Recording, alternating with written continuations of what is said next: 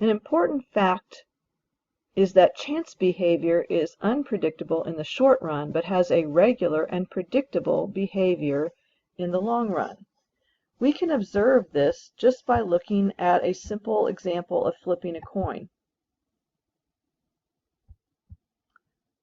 This applet shows what happens when you flip a coin.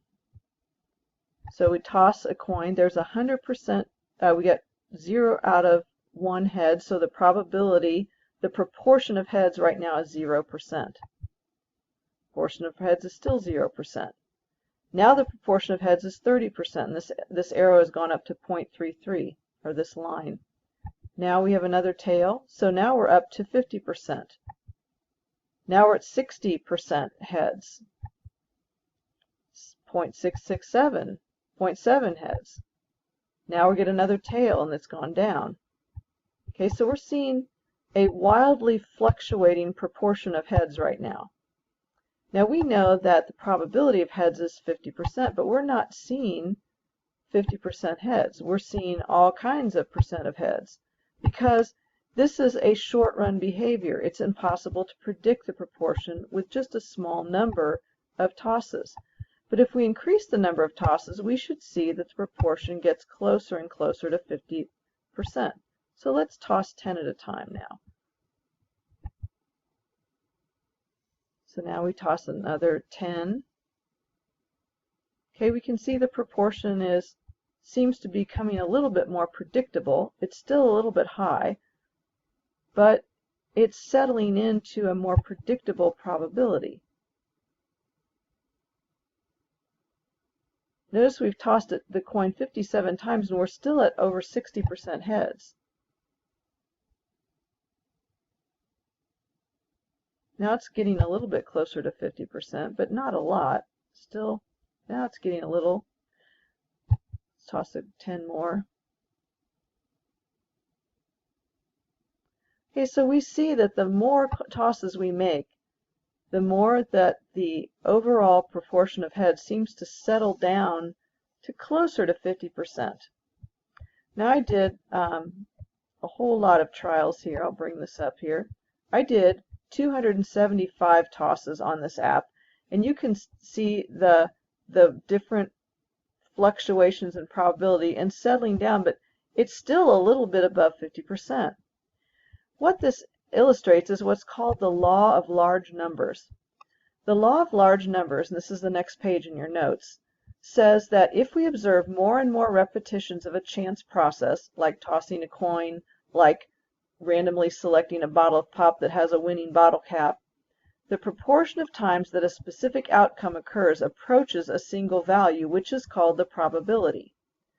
The probability of any outcome of a chance process is a number between 0 and 1 that describes the proportion of times the outcome would occur in a very long series of repetitions, apparently longer than even 275, because we still didn't get down to the 50% probability that we should have gotten for the number of heads.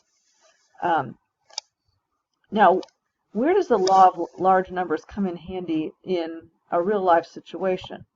So let's take a look here at an example in the book about life insurance.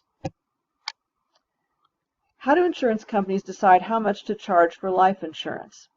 We can't predict whether a particular person will die in the next year, but the National Center for Health Statistics says the proportion of men aged 20 to 24 years who will die in any one year is 0.0015.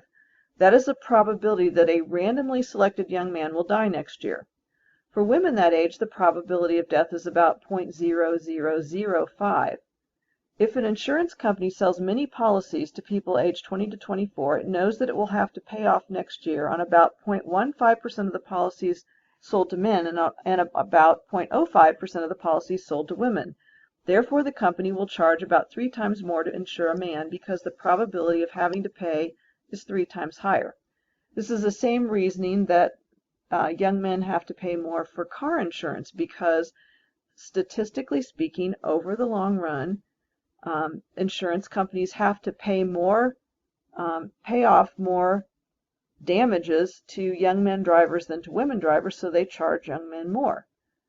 They can't predict whether a single individual will do will have a car crash, but in the long run, they can look at statistics for certain age groups and certain risk categories.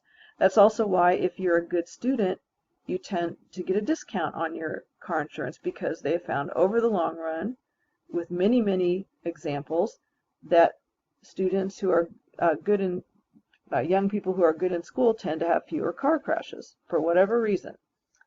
We often encounter the unpredictable side of randomness in our everyday lives, but we rarely see enough repetitions of the same chance process to observe the long-run regularity that probability describes.